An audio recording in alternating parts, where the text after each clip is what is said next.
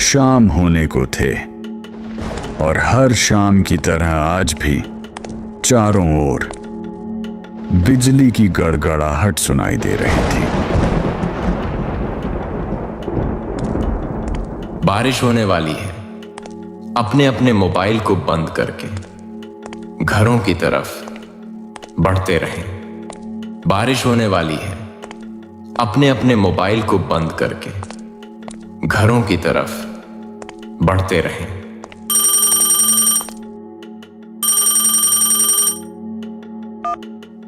Hello जी मुखिया जी, बोलिए। राजू, बारिश होने वाली है। सब लोग फोन बंद करके घर पहुंचा या नहीं? जी मुखिया जी, लगभग सब चले ही गए। लगभग? तू जानता है ना बिजली गड़गड़ाहट होने के बाद क्या होता है? फौरन घर भेज सबको। जी मुखिया जी, आप चिंता मत कीजिए। बारिश होने से पहले मैं सभी को घर भेज दूंगा। ठीक है, तू भी जल्द घर चले जा और याद से तुम भी अपना फोन बंद कर देना। जी मुखिया जी, कल मिलते हैं। चिंटू। हाँ पापा। बारिश होने वाली है, जल्दी अपना फोन बंद करो। जाओ, जाकर सारे खिड़की दरवाजे बंद कर दो। हाँ पापा, जा रहा हूँ। बारिश होने वाली है। अपने अपने घरों की तरफ बढ़ते रहो। बारिश चलो रे सब, अपने अपने दुकान बंद हो गई। बढ़ते रहो। अरे काकी, चाय तो पिला दे। अरे बावले, आवाज नहीं सुनी तूने? बारिश होने को है, जल्दी से घर निकल वरना। अरे बुढ़िया, तू बहुत डरती है। ये सब बस छोटे मोटे बारिश हैं, इतना दिमाग मत लगाया कर। राहुल बेटे, थारे से बहस करने का समय ना है हमारे पास। बेहतर होगा कि बारिश होने से पहले तू अपने घर पहुंच जा, क्योंकि अगर रास्ते में बारिश पकड़ लिया तो दोबारा यहाँ मत आइयो, क्योंकि मैं दरवाजा ना खोलूंगी। समझ गया ना? जा यहाँ से। हाँ हाँ, जाता हूँ जाता हूँ। हाँ बोलिए मुखिया जी। काकी, सब लोग घर चले गए ना? हाँ, सब चले गए। ठीक है, आप भी याद से फोन बंद कर लेना।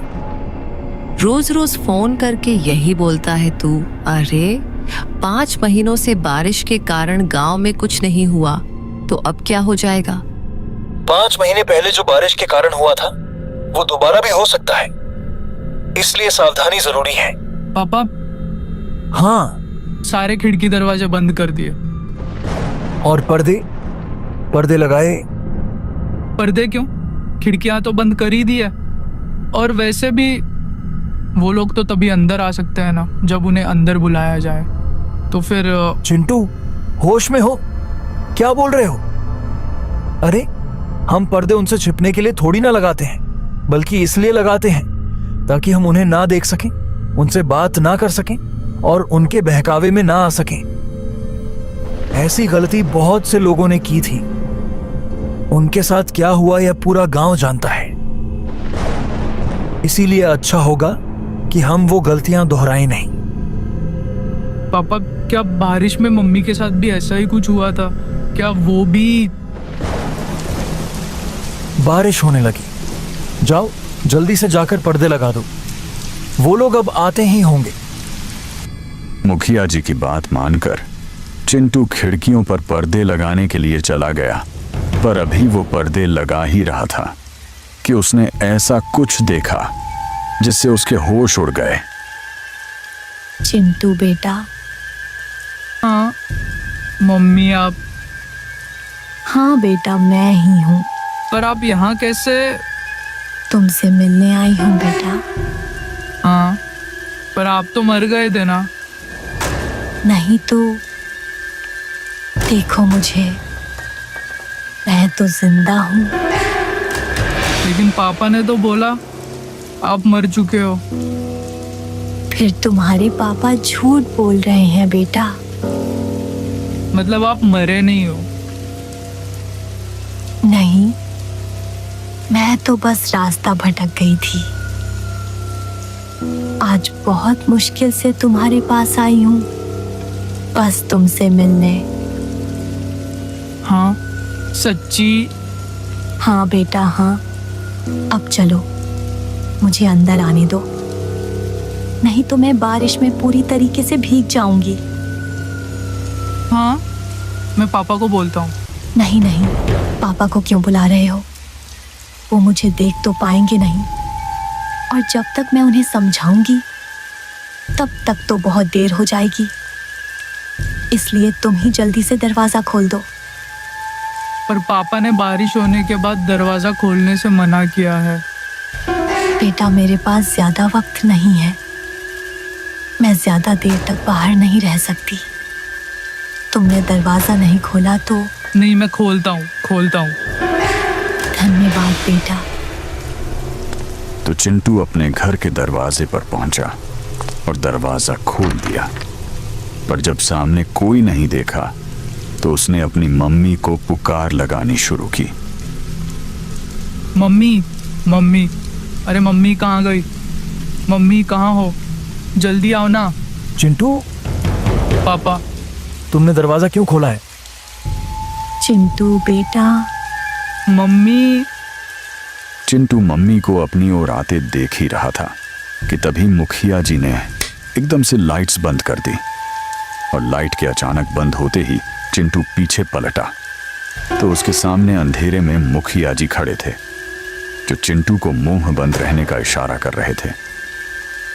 चिंटू बेटा, अरे कहाँ चले गए? तुम देखो मैं आ गई। मम्मी से नहीं मिलोगे? चिंटू चिंटू। नव्या चिंटू को आवाज लगा रही थी, पर वो वहां था ही नहीं, क्योंकि मुखिया ने उसे बगल वाले कमरे में छिपाकर दरवाजा बंद कर दिया था। पापा, बाहर मम्मी थी और। चिंटू शांत हो जाओ, मैंने कहा था ना तुम्हारी मम्मी मर चुकी हैं। पर पापा उन्होंने कहा कि वो जिंदा है। चिंटू बेटा, तुम अंदर हो ना? दरवाजा नहीं खोलोगे? तुम्हारी मम्मी आ गई हैं, दरवाजा खोलो बेटा।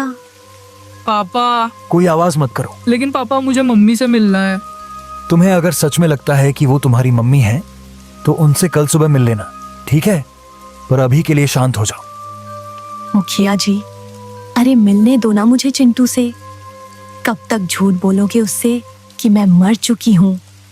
मुखिया जी, आप सुन रहे हैं ना? पापा। बेटा बिल्कुल भी ध्यान मत दो और आंख बंद करके सो जाओ। पापा मम्मी ये क्या बोल रही है?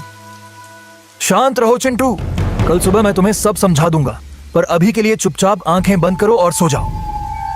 तो चिंटू अपने पापा के कंधे पर सिर रखकर सो गया, और जब सुबह हुई तो मुखिया चिंटू को आवाज लगाते हुए बोले, चिंटू उठ जाओ, सुबह हो गई है। हाँ सुबह हो गई, तो मम्मी से मिल सकते हैं ना अब? बाहर आओ मेरे साथ, तुम्हें तुम्हारी मम्मी से मिलाता हूं। लेकिन जैसे ही दोनों कमरे के बाहर आए वहां कोई नहीं था। हाँ, वो मम्मी कहाँ गई? मैंने कहा था ना कि वो तुम्हारी मम्मी नहीं थी। पापा वो मम्मी जैसे ही बात कर रही थी। बेटा मैंने समझाया था ना, तुम्हें पर्दे लगाने के पीछे की सबसे बड़ी वजह यही है कि हम उन्हें देख ना पाए, उनकी बातों में ना आ पाए। जैसे कल तुम आ गए।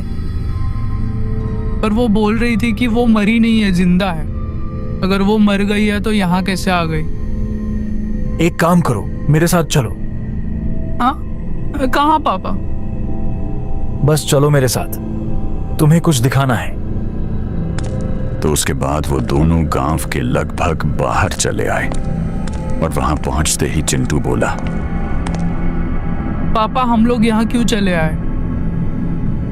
बताता हूं, पर पहले आसपास देखकर यह बताओ कि यहाँ क्या दिख रहा है तुम्हें? यहाँ तो कुछ भी नहीं है। आसपास बहुत सारे पेड़ हैं, सामने गांव से बाहर जाने का रास्ता है, और पास में राहुल भैया का घर है।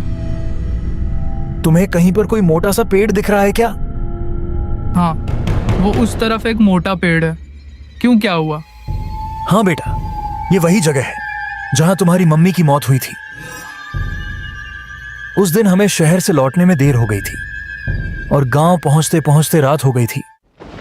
आसमान में बिजली के गड़गड़ाहट जोरों जोरों से हो रहा था। उस समय गांव के सभी घरों की खिड़की दरवाजे बंद हो गई थी, इसीलिए बिजली की गड़गड़ाहट रुकने तक हमारे पास झाड़ियों में छिपे रहने के अलावा कोई चारा नहीं था। हम लोग एक झाड़ के पीछे छिपे ही थे कि जोरों जोरों से बारिश होने लगी। तभी मैंने उस जगह एक आवाज सुनी।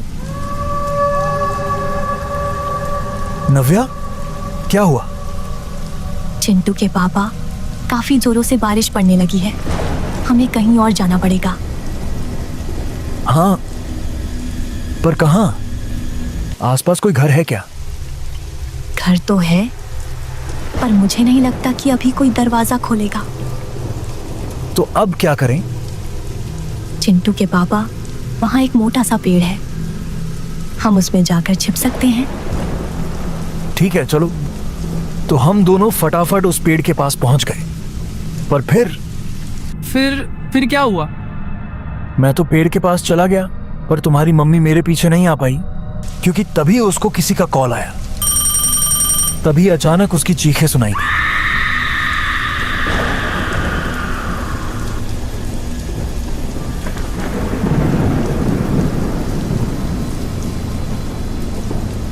उन आवाजों को सुन मैं इतना घबरा गया कि अपनी जगह से हिल भी ना पाया। पर थोड़ी ही देर बाद तुम्हारी मम्मी की आवाजें आनी बंद हो गईं। कुछ देर बाद गांव के लोगों की आवाज सुनाई देने लगी। मैं समझ गया था कि सुबह हो चुकी थी, तो मैं तुम्हारी मम्मी को आवाज लगाने लगा, पर वहां अब कोई नहीं था। मैं कई दिनों तक उसके लौटने का इंतजार करता रहा, पर वो नहीं लौटी। फिर जब गांव वालों ने मुझे बताया कि रात होने के बाद नव्या भूत बनकर इस गांव में घूमती है, तो मुझे पता चला कि तुम्हारी मम्मी मर चुकी है। मतलब कल जिसे मैंने देखा वो तुम्हारी मम्मी नहीं थी बेटा, क्योंकि मरे हुए लोग वापस नहीं आया करते, इंसान बनकर तो बिल्कुल भी नहीं। अपने पापा से बात करने के बाद चिंटू के मन में बहुत सारी बातें चल रही थीं और वो उन्हीं ख्यालों में खोया हुआ काकी की दुकान में बैठा हुआ था कि तभी हर तरफ से आवाजें आनी शुरू हो गईं। बारिश होने वाली है, अपने अपने घरों की तरफ बढ़ते रहे। बारिश होने वाली है। आज फिर बारिश होने लगी, निकलो अपने अपने घरों की तरफ। अरे बुढ़िया, तू फिर शुरू हो गई। बोला था ना ये सब फालतू की बातें हैं। अरे बावड़े, दिमाग घूमने गया है क्या थारा? जानता है ना बारिश होने के बाद क्या होवे है, कच्चा चिवा जाएगा वो। अच्छा, और तुझे कैसे पता कि वो कच्चा चबा जाएगा? क्योंकि आज तक जो भी रात को बाहर रुका है वह मारा गया है। अच्छा, फिर मुखिया जी कैसे बच गया? हाँ, वो भी तो फंसा था ना बारिश में रात